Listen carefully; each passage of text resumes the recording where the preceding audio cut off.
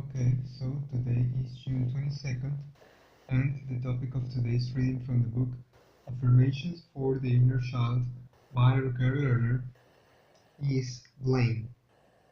Today I resign from the blame game. Today I am officially resigning as a participant in the blame game. It is a game I have played all my life and it has become an obsession. The blame game was a favorite pastime in my addicted family. Mistakes were immediately followed by emotional exchanges over who was at fault. I often was blamed, and I learned to blame others just as readily.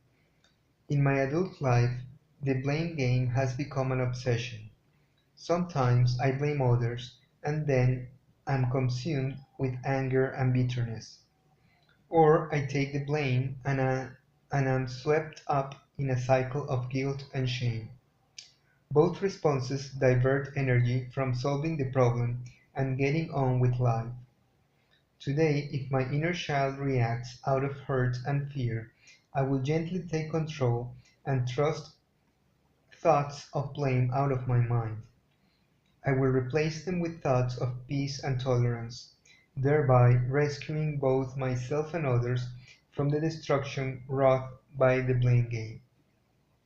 So, well, yes, that is how the reading of today, like a little bit like the reading, yesterday's reading, is telling us not to blame, which is in part some sort of judgment that we are applying onto others, right? Pointing fingers is never a good idea, right? Whether it is by judging or blaming, right? Both are the part of the same game, right? Just that blaming is more direct, right? It's looking to assign guilt upon things that perhaps you cannot always find. I mean, perhaps this comes from the obsession of people of watching detectives stories, right, or detective programs, right, on TV. So they want to find the culprit of a crime, whatever it is, the crime that they consider to be, right? And perhaps there's no crime at all. Perhaps there's no blame to be assigned, but they just want to do it all the time, and it's a personal characteristic of theirs, right? So they want to do it all the time. You don't need to, you don't have to, right? And whether you are in whichever part of the finger you are, either you are the accusator or you are the accused, it's going to bring problems out of the relationships, right? So don't do it, right? uh, Skip that out. There are no problems to be solved by judging or assigning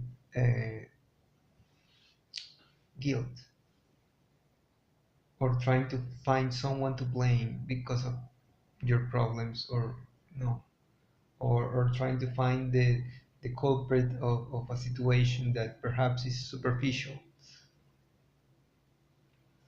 Learn to overcome those situations, right? To leave them behind, because they will solve nothing at all.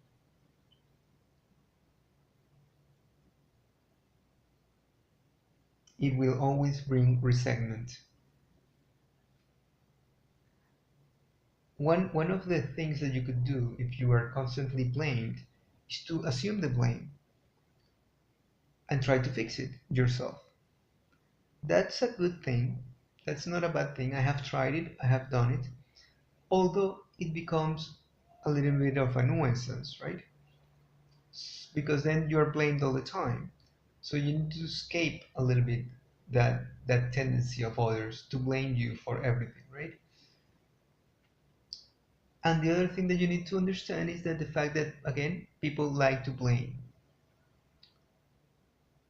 sometimes you have to cope with that.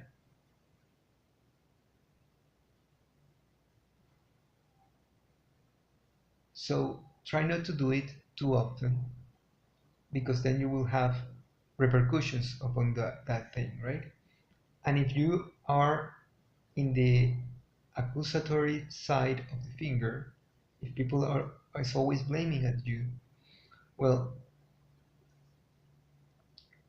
find interesting ways for people to stop doing it, right?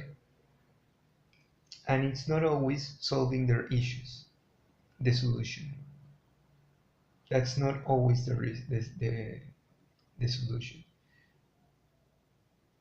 Shining up on the fact that they're always blaming you unjustly might be the solution for them to stop it. Because sometimes it is necessary to let them know that they just have to stop, and that's their problem, right?